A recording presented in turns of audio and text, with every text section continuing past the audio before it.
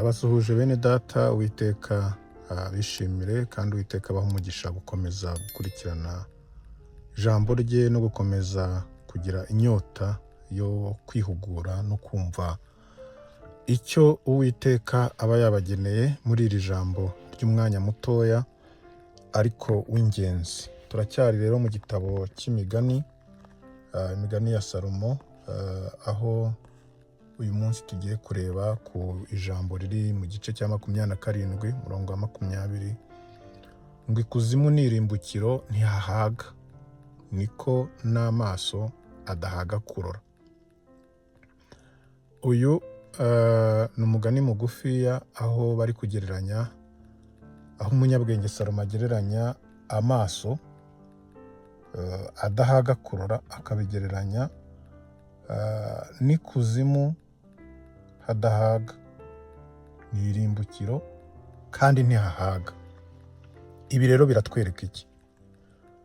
Ibi biraduha isomo ku maso yacu. Amaso ni igice cy'umubiri kandi gikomeye kandi gifite umumaro ukomeye.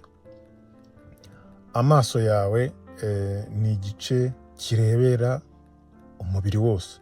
Aho ugiye kunyura amaso arahareba, ibiri kure yawe amaso arabireba, ibyihishe amaso akubashisha kubireba. Rero amaso ni igice gikomeye. Igihe cyose kandi amaso adasinziriye, nko mu gihe uri mu bitotsi, igihe cyose amaso adafite ikibazo cyo kureba kubera wenda uburwayi, amaso ararora. Ni ukuvuga ngo buri gihe aba ari mu kazi, uretse igihe usinziriye n'igihe yagize ikibazo, ariko ubundi amaso ahora areba. Amaso rero iyo arebye yohereza amakuru y'ibyo arebye ku bwonko. Ubwonko muzi yuko ari bwo budufasha gutekereza. Bivuga ngo rero amaso hari influence cyangwa se hari impact afite ku bwonko bwawe no ku mitekerereze yawe. Ariko nanone nubwo amaso areba byose, nubwo amaso atagira umupaka wo kureba ibyo abasha kureba, ariko wowe nk'umuntu ufite ubwenge ushobora kuyarinda kureba ibyo udashaka. Ushobora kuyarinda kureba ibyo udashaka, ukayaha kureba gusa ibigufitiye akamaro, aho kugira ngo arebe ibiraza kukugiraho ingaruka. Reka nguhe urugero ku bantu bareba filime z'urukozasoni cyangwa se porunogarafi cyangwa se amashusho y'urukozasoni. Ni wowe uhitamo kuyareba, ntabwo aza gutya ngo agutegeke ngo ndeba. Ni ukuvuga ngo wowe amaso yawe agikupitaho akajisho, ushobora guhita ufunguka ukavuga uti oya ntabwo mbireba. Kuko muri iki gihe dufite amatelefone, hari igihe uri kuri social media ugasikororinga ukabona kikubiseho.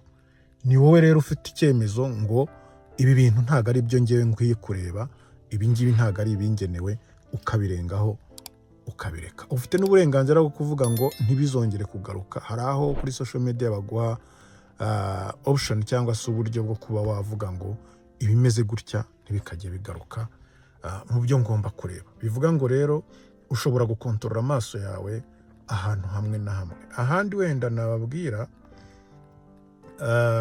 hari inyigisho zinyura kuri social media nyinshi. Hari abantu rwose batanga inyigisho zipfuye, nawe ureba udafite n'ubunararibonye bwinshi, ariko ukavuga uti uyu muntu ibi bintu ari gutanga birapfuye. Ibyo ngibyo ufite ubushobozi byo kubuza amaso yawe kubireba ndetse n'amatwi yawe ntabyumve. Bivuge ngo rero hari njya mu ngero nyinshi, dufite ubushobozi bwo kurinda amaso yacu ibintu bibi. Dufite ubushobozi bwo kuyaha ibyiza bidufitiye umumaro, bifite umumaro ku mitekerereze yacu, aho kugira ngo tuyahe ibyangiza imitekerereze yacu. Byangiza imitekerereze yacu kandi birangira n'agakiza kacu bikangije, bikarangira bigukuye mu murongo, ugatandukira ukajya muri byinshi. Reka mbaho urundi rugero. Buriya umugabo wese ahava akagera, ijisho rye, muzarebe ijisho ry'umugabo, iyo umuntu w'igitsina gitandukanye nawe, ubwo ni umugore, atambutse arakebuka. Ndetse bajya batanga urwenya ngo umugabo wese utwaye imodoka ngo niyo yaba ataramenyera gutwara, ngo ariko ngo iyo umugore mwiza aciyeho hariya ngo arakebuka akareba. Bivuze ngo iki rero? Ijisho rireba byose, ariko ni wowe ufite uburenganzira, ni wowe ufite ubushobozi bwo kuribwira ngo wiguma kureba hariya, kubera yuko burya ikintu cyitwa irari ku bagabo cyane cyane, umugabo arareba. Buriya umuntu wese, umugabo wese burya ashobora gusambana, ariko ikintu gitandukanya abagabo ni uko hari umugabo ureba akareba rimwe akarekeraho, hari undi mugabo ureba agakurikiza ijisho bikarangira noneho anakurikiye wa wundi, bikarangira ari babandi bajya gusaba nimero, bikarangira ari babandi bajya gusaba appointment, bakajya kuri date, bikarangira baguye mu cyaha. Ariko rero ufite uburenganzira bwo kureba, ijisho ryarebye yego, ariko ukaribwira wowe uti wikurikira. Warebye yego, ni uburenganzira bwawe kandi niko kazi ushinzwe, ariko rekeraho wikurikira. Ibyo ngibyo ni wowe ubikomanda, ni ubwenge bwawe bubikomanda, ni ubushobozi Imana yaguhaye bubikomanda. Bivuga ngo rero uno murongo uko uvuga ngo amaso ntahaga kurora koko, ariko areka guhaga kurora. Hari icyo ashobora kureka kurora kubera yuko wowe wayabwiye ngo rekeraho. Bene data rero ndagira ngo amaso yanyu yo ye kugereranywa n'irimbukiro, ye kugereranywa n'ikuzimu hadahaga. Yesu nashimwe. Reka murebe ibiri ngombwa, bitari ngombwa mu byihorere. Reka muhanga amaso ibiri ngombwa, ibitari ngombwa mwe kubihanga amaso. Yesu nashimwe. Kuko byaba bibabaje gucumuzwa n'ijisho ryawe kandi ufite ubushobozi bwo kuryereka ibyo bireba bizima. Hari byinshi, hari inyigisho nyinshi dushobora kumva, dushobora no kureba, hari amafilime menshi dushobora kumva no kureba. Niba ukunda amafilime kuruta uko wakumva akwangiriza ubwonko, ndagira ngo rero bene data iyi nyigisho tuyifate kandi tuyigenderemo. Reka ijisho ryawe ribe iri kugeza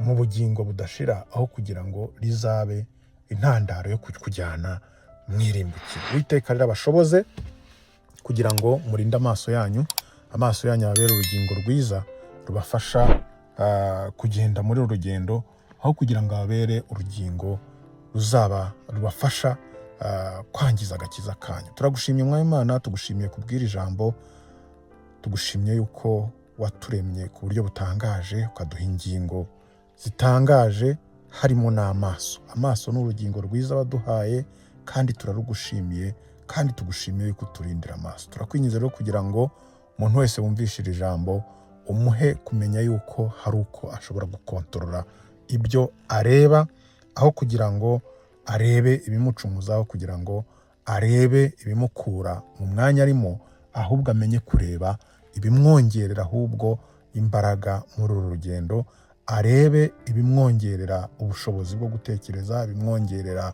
kwigira imbere mu rugendo rw'ubugingo buhoraho, aho kugira ngo arebe ibimukura muri uru rugendo. Urakoze rero Mana yacu, urakoze kutugirira neza, komeza kutwigisha kandi ukomeze kuduha imbaraga zo kugeza ubutumwa bwawe kure kandi henshi.